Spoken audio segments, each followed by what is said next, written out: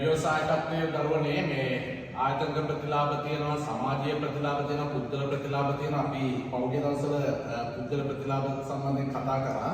දරුවනේ ආයතනික ප්‍රතිලාභ අද අපි සාකච්ඡා කරනවා. පුතේ මේ ආයතනික ප්‍රතිලාභ ගත්තාම ව්‍යවසායකත්වයේ තියෙන ප්‍රධානම ආයතනික ප්‍රතිලාභය තමයි තරගකාරීත්වයට සාර්ථකව මුහුණ දෙන්න පුළුවන්. එහෙම තරගකාරීත්වයට මුහුණ දෙන්න.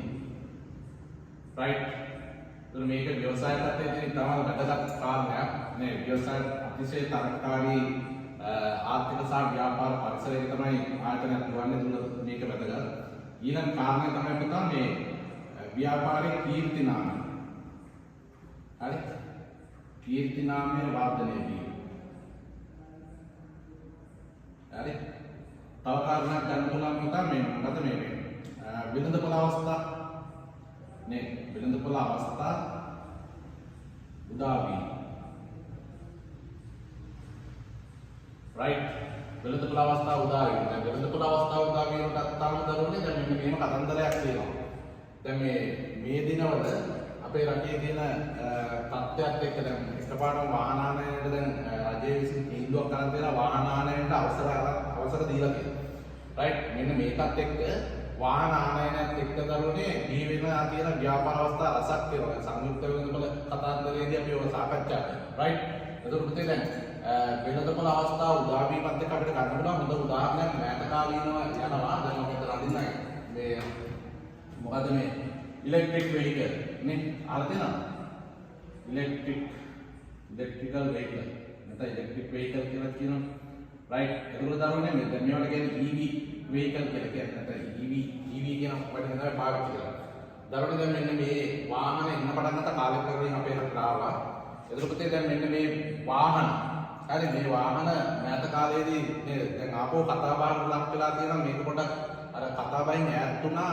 මොකද මේ ඉන්ධන ප්‍රශ්නේ ඒවා ලොකුවට ආර්ථිකයේ ඒ දවස්වල දැනෙච්ච නැති නිසා මේක ලොකුවට ජනප්‍රිය වුණේ නැහැ.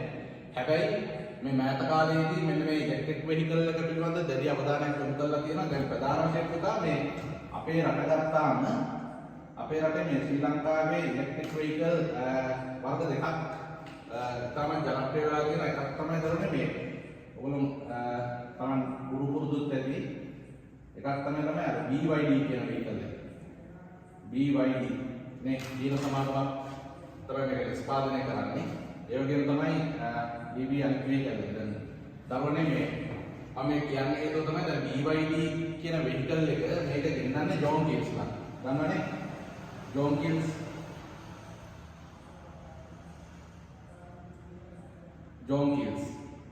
right ඒක දරුවනේ දැන් මේ ජෝන් කීල්ස් මේක දෙනවා. ඒක මේක ගෙන්නන්නේ මම හිතන්නේ මෙයාලා බ්‍රවුන්ස්ලා නම් දන්නවන්නේ.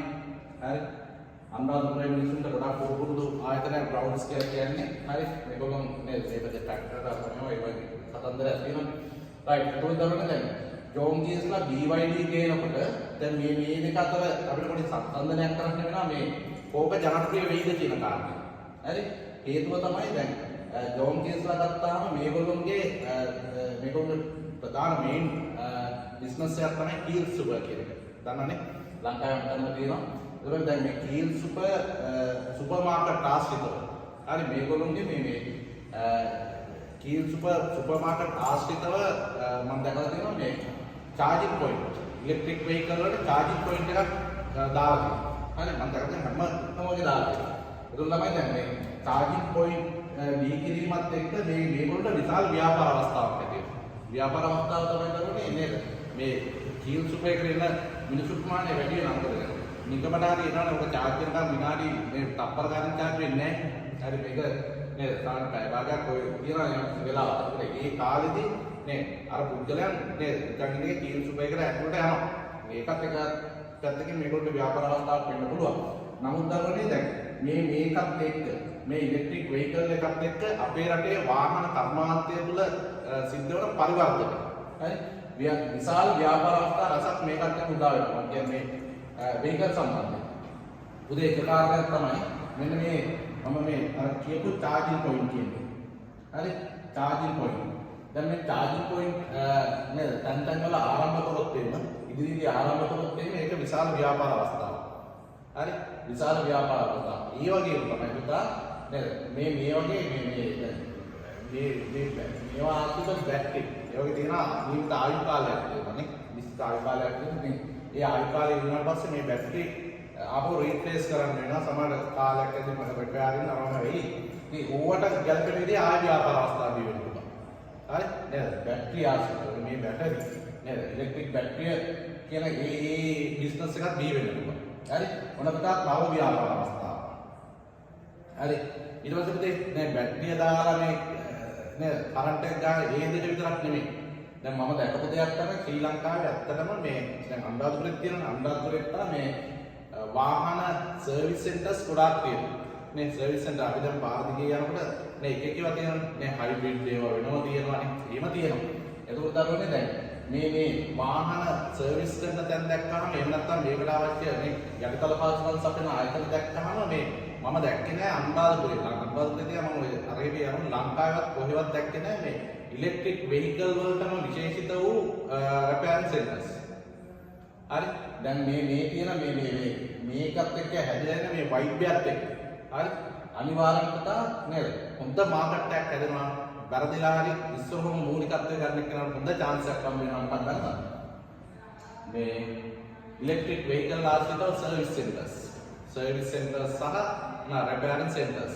හරි ඉතින් මෙන්න මේවා තමයි පුතේ ව්‍යාපාර අවස්ථා නේද? ව්‍යාපාර අවස්ථා. ඉතින් දැන් කවුද මේ ව්‍යවසායකෙක් කියලා කියන්නේ? නේද? එයා ඇවිල්ලා පුතා මොකද්ද?